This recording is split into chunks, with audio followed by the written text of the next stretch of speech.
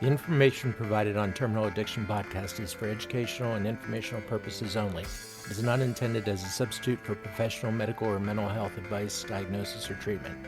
Always seek the advice of your physician, licensed therapist, or other qualified provider with any questions you might have regarding medical or mental health condition. Never disregard professional advice or delay seeking it because of something you heard on this podcast. The views and opinions expressed by the guests, the hosts, are their own, and they do not necessarily reflect those of any affiliated organization or institutions. While we strive to provide accurate and up-to-date information, we make no guarantee regarding the completeness, reliability, or applicability of the content discussed. Listening to this podcast does not establish provider-patient relationship. If you're experiencing a medical emergency or mental health crisis, please contact emergency services or crisis line immediately.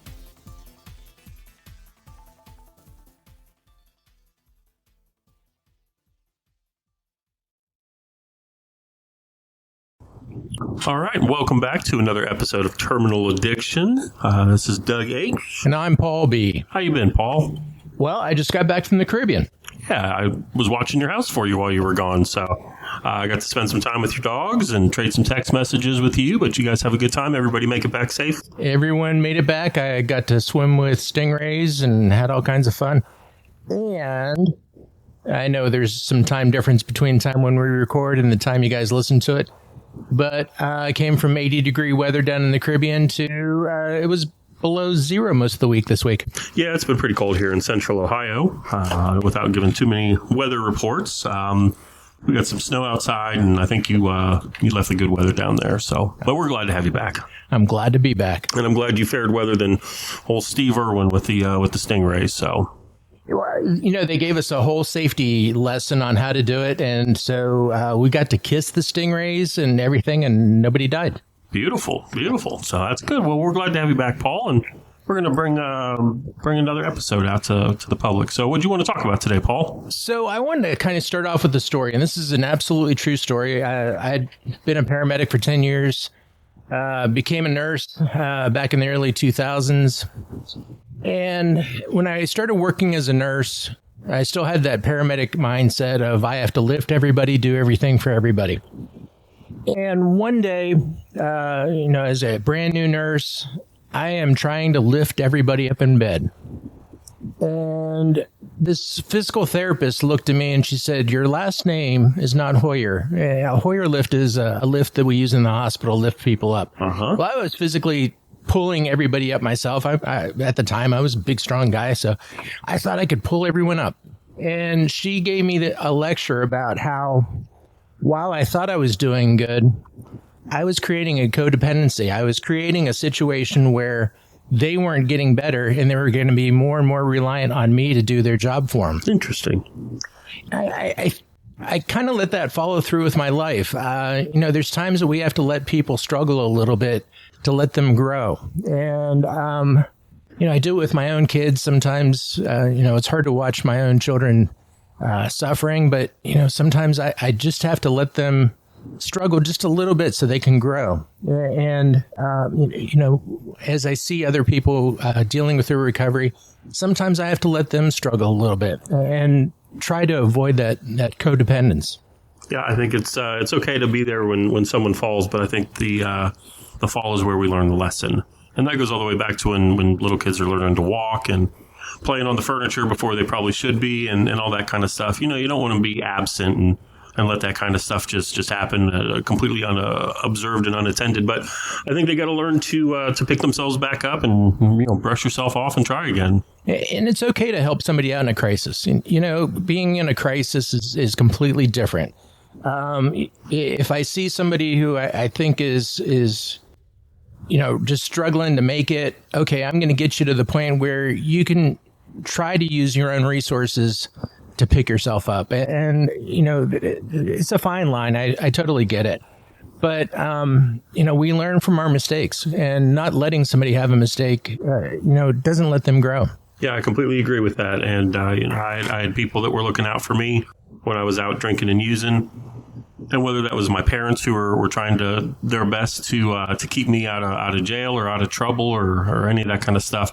A lot of times we throw money at the solution We throw ourselves at the solution, not knowing that the solution is just to let the thing play out as it's going to. So I know for me, it wasn't until I experienced enough consequences on my own that I was able to hit any sort of a bottom that was jarring enough to get my attention and wake me up and get me into recovery.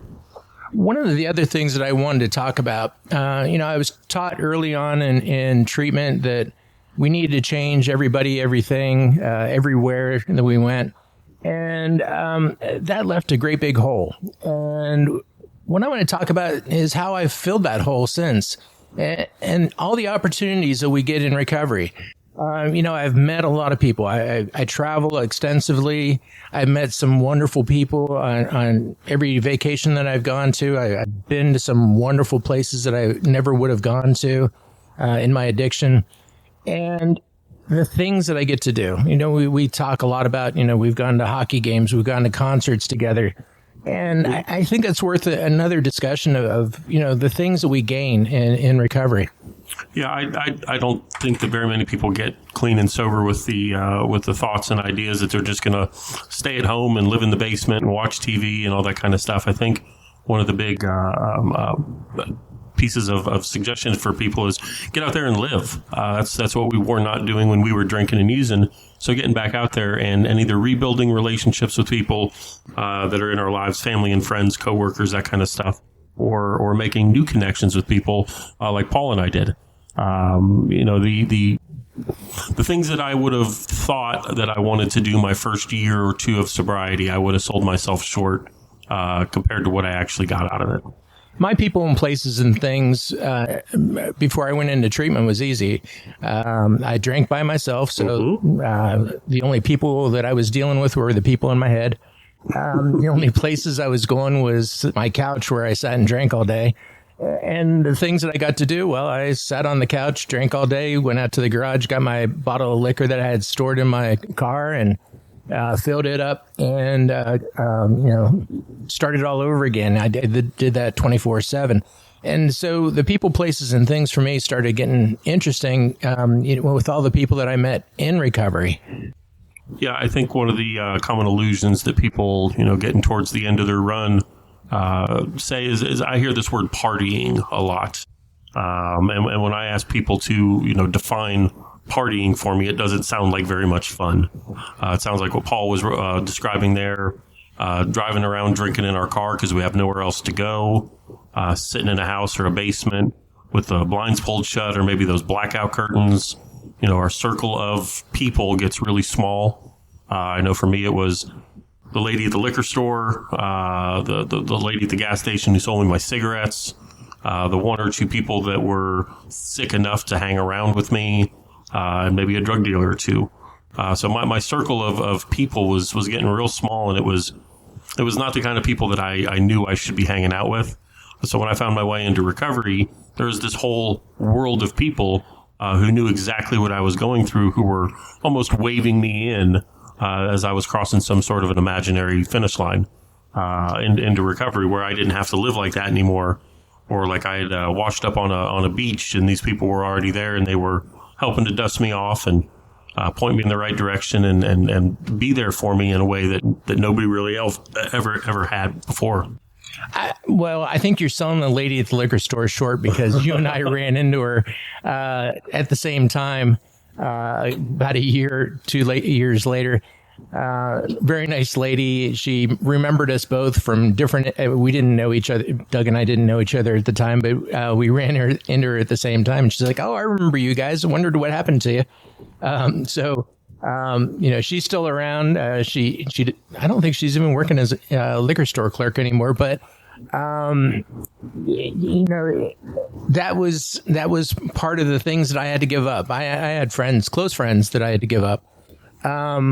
But, if I ran into that lady from the liquor store nowadays, we would sit and talk and we'd have a nice conversation. But the days of reminiscing on how I would go in there 3 times a week to go buy a bottle of vodka, those are gone.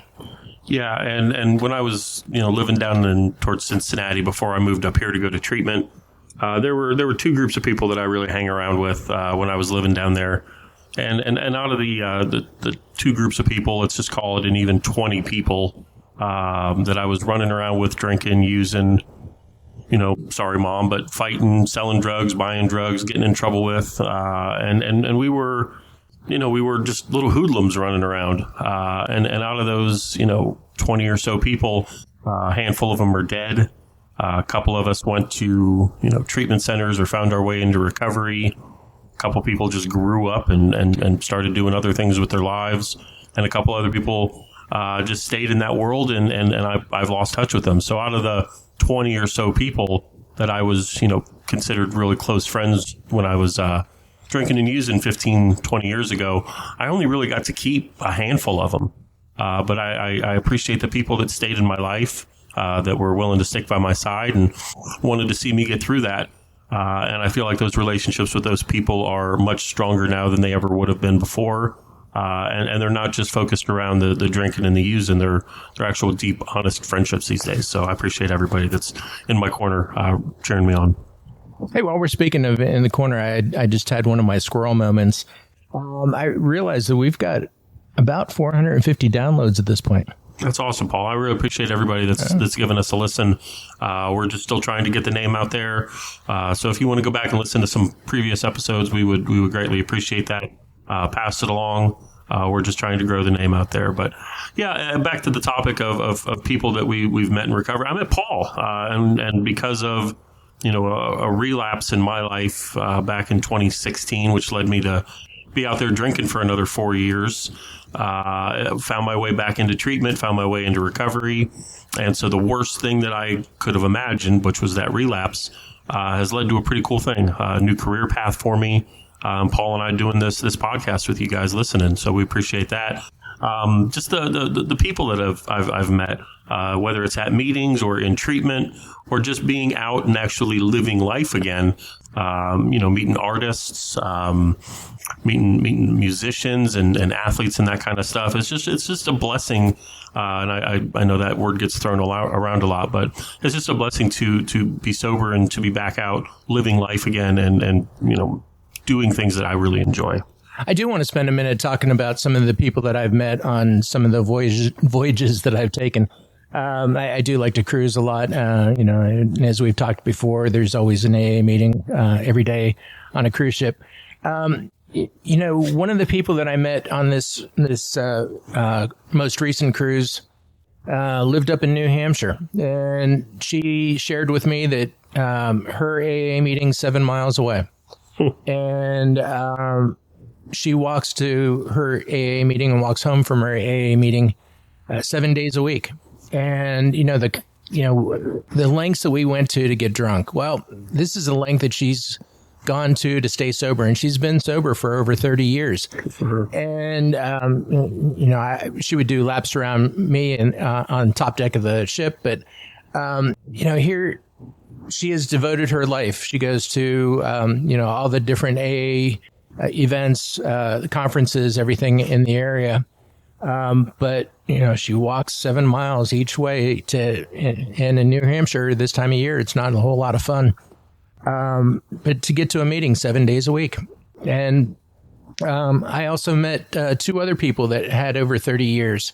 And, they're wonderful people. We had a lot in common. We had a lot of things that we didn't have in common, other drug addictions, that I've met, a lot of cocaine addicts that tend to go up on cruises, people that are gambling addicts that tend to end up on cruises. Mm-hmm. Those aren't things that I share, but our recovery journey is one of those things that we share. And I can't say that in any of the travels that I've gone to that I met somebody that, I wouldn't sit down and have a coffee with.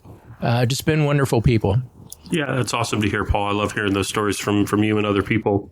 I like to go to concerts and stuff, and there is this yellow balloon movement in the jam band scene. So whenever I go to concerts, there's usually a yellow tablecloth and yellow balloons. And I stop and I talk to people who are out chasing the bands as well, hear their stories of recovery, some of the cool shows that they've been to. And it's just a really nice little community that's woven in at the concerts I go to. I've gotten to go and meet some artists, some musicians after shows.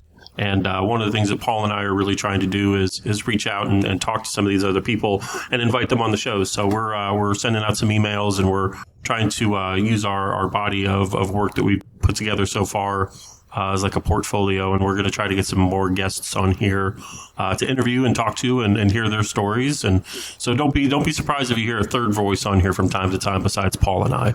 Yeah, one of the people that I tried getting on the show, and I'm still hoping to hear back from her. I met her on this previous cruise, and she was from Vancouver, Canada.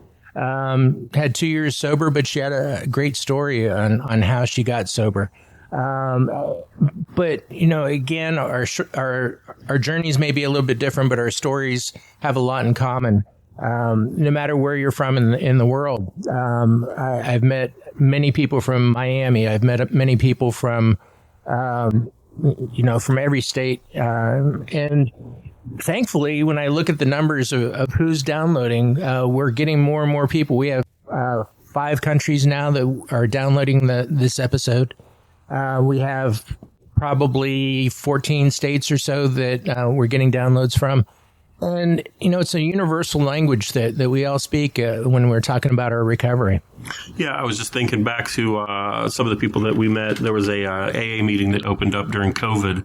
And the people that were going to that meeting were sort of like AA all-stars from this area. And so I got to get connected and reconnected with some people that were taking their program very seriously, who have been very instrumental. So I want to thank all those people who I hope are listening. And then by going out, hanging out with Paul, we would go to Blue Jackets hockey games, and I got to meet former heavyweight champion of the world, Buster Douglas, who beat Mike Tyson back in the 80s. And that was just a really cool moment that I wouldn't have had otherwise. It's because, recovery led me to Paul. Paul liked hockey. I got to go to him with him to some games and got to meet former heavyweight champion of the world, Buster Douglas. That was pretty cool. And I'm a big Grateful Dead fan. For the people that don't know me personally, and through friend of a friend of a friend of a friend, I found myself on the side of the stage watching John Mayer play, who's been sitting in with this incarnation of the dead. We recently lost Bobby Weir, but it was we're all mourning that loss, but we've got his music to carry us through. But it was just very cool, just the places that sobriety and recovery is taking us. Whether it's concerts or cruises or hockey games or any of that kind of stuff. But I think the miracle for me is just saying yes to new opportunities and new things and trying things out and doing things that maybe I'm a little uncomfortable with because I don't know what's out there if I don't try. Yeah, absolutely. I when deep in my addiction, I couldn't get on an airplane without thinking about alcohol. I couldn't stay in a hotel without thinking about alcohol. And all that's changed. It's becoming more comfortable with myself, becoming more comfortable with my sobriety. Early on, every time my wife left the house or I had to go to the grocery store by myself, there was that big question mark of how's it going to go this time? But as my comfort level got better, now I do travel. I go grocery shopping by myself. And those things aren't given, that we're going to be trusted right away. It took a while. Somebody asked me at a meeting a while back, how long does it take? Well, everyone's journey is a little bit different. I know people that have years of sobriety, and they still have to, prove themselves 24 hours, that 24-hour coin every time they go out. When I coined out, I remember it was really important to me. I got this coin from the treatment center, and I wanted to show it to everybody. And the truth was that nobody gave a shit about it except for me. They wanted to see that 24-hour coin that I earned every day. And to this day, that's the reason why I still carry a 24-hour coin in my pocket. It's in there right now. I don't carry the coin that I coined out with for my treatment center. It's that 24-hour coin. Yeah, and we try to impart that on the patients, that coin that we give them indicates that they can start something and finish something, which should give them some hope that they can get this process started of lifelong recovery. But yeah, that 24-hour coin is the most important one. I have a makeshift key ring on my car keys that somebody gave me. That's an old AA coin that was bent up and fixed into a ring, which is pretty cool. Yeah, back to something that we were talking about there at the beginning, Paul, about the codependency a little bit. Mm-hmm. Some of the coolest people that I've gotten to meet in my recovery are my family. I don't know that I really appreciated, the family dynamics that I had coming up, the opportunities that I was given that a lot of people may not have had, and just to have some parents that never gave up on me. So to get to know them in their older years, they're both in their 70s now. And to get to know them, to let them get to know, this version of me, means a lot to me. I like to go down and spend time with my family every couple months, at least a long weekend here and there. And just get to know them, in their later years, or their little golden years, and give them an opportunity to get to know me, because I'm still getting to know me, frankly.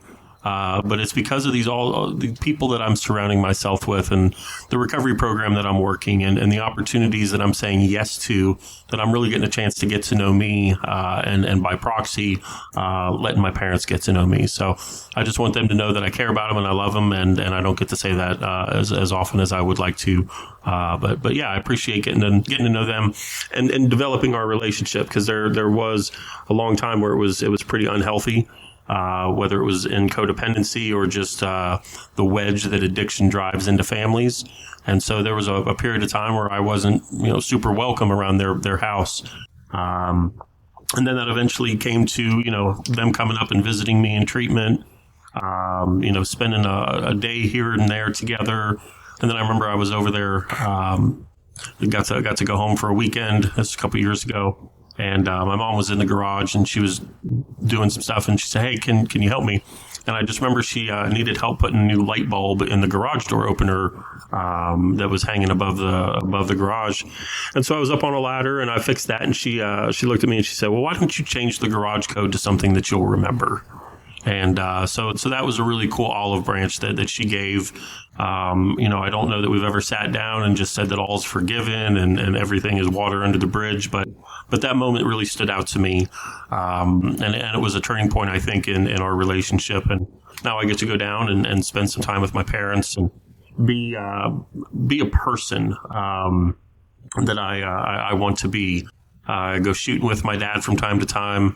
Mom and I like to go to art galleries and museums.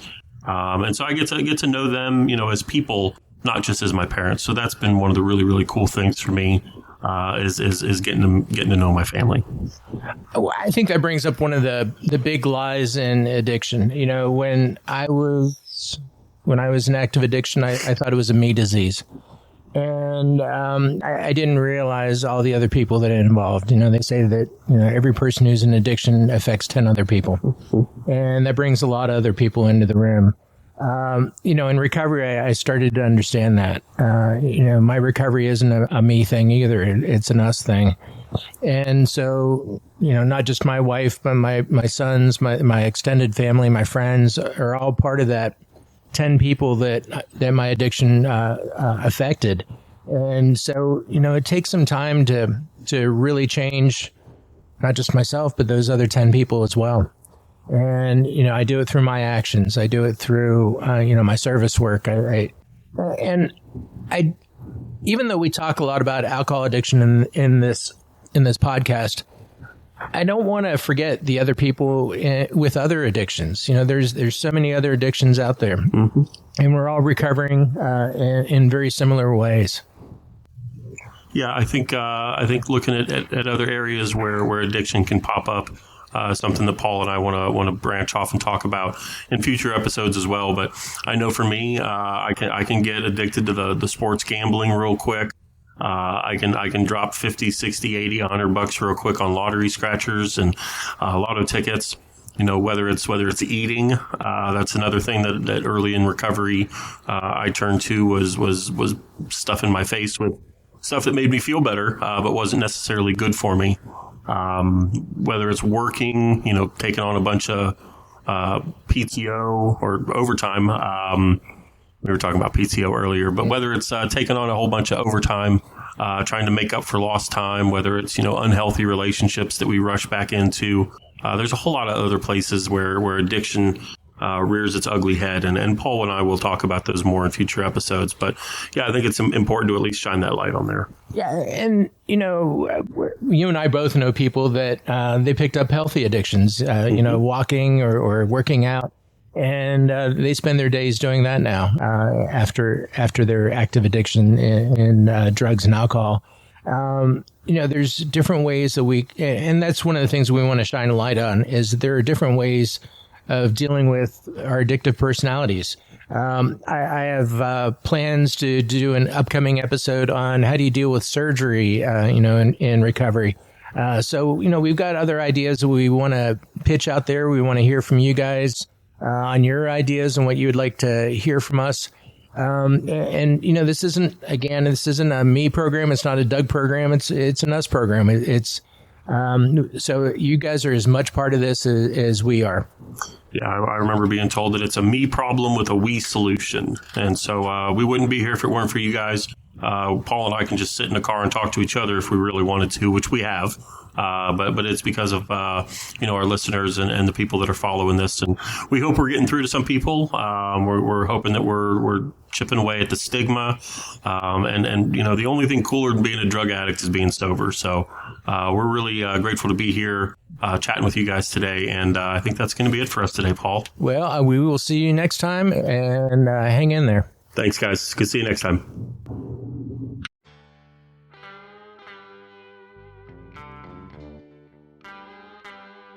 The views and opinions expressed in this podcast are those of the hosts and guests and do not necessarily reflect those of any affiliated organization. This content is for informational purposes only and is not intended for professional advice. Thanks for listening. If you enjoyed today's episode, be sure to subscribe, leave a review, and share it with a friend. Until next time.